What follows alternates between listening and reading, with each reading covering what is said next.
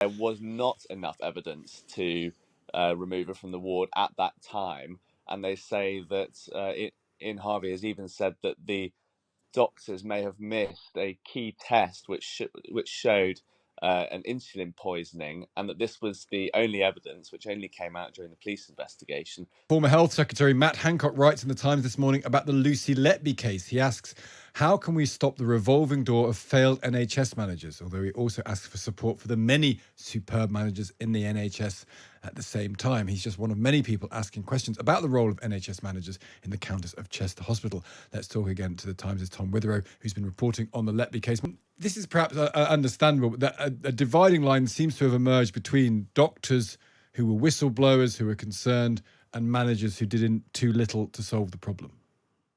That's right. So, I mean, we've heard from two of the paediatricians who tried to blow the whistle for a year or even two it took to get the police in to investigate Letby. And they felt that the doctors, I mean, they used the word cover up, that their concerns were ignored, weren't escalated as they should have been, and that Lucy Letby was allowed to go on killing on the ward. And the manager, so the doctors are speaking because they feel vindicated. Are we hearing anything from the manager? Because this is relevant, isn't it? Because we have to work out what sort of inquiry we need, how much compulsion we need to extend to get people to share their story properly. What have we heard, if anything, from the managers at the centre of this? Absolutely. So we have had statements from most of the senior managers now. They all, of course, share their deepest condolences with the families and their sympathy.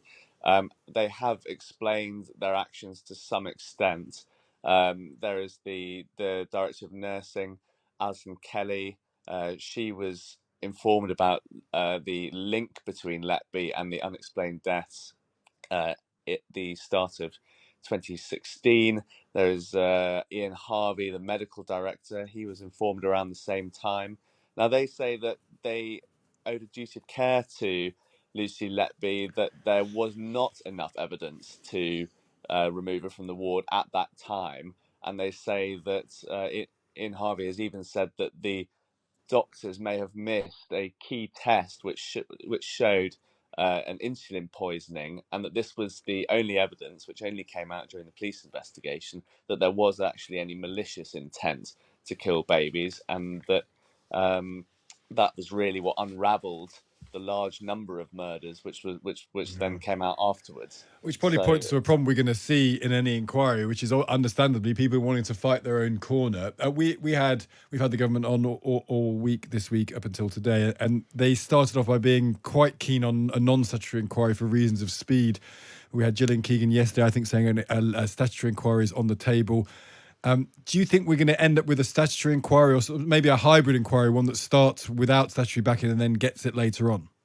Yeah, I mean, we know from other areas, and I've been on your show talking about the post office inquiry before, where exactly the same argument took place. The government launched a non-statutory review.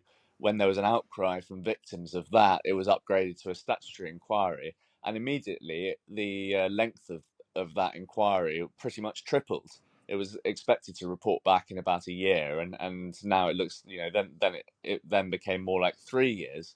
But yeah, there are sources in government telling us that a hybrid inquiry is now likely. What that would mean is this would be a bit like the Francis inquiry, which was into the Mid Staffordshire scandal, which was about avoidable deaths in Staffordshire hospitals in the noughties, and you would try and do a sort of rapid inquiry into information that is available, and using people involved in the scandal, the bosses who are willing to talk, which and give evidence to the inquiry, which at the moment appears to be everybody. And then if there are any outstanding issues, and then if you want to zoom out a bit and try and provide lessons across the NHS, you then have a statutory inquiry afterwards, which then has that power to compel witnesses to come and give evidence, and the power to compel documents and medical evidence, whatever is required. Yeah, that might be the most likely results at the moment.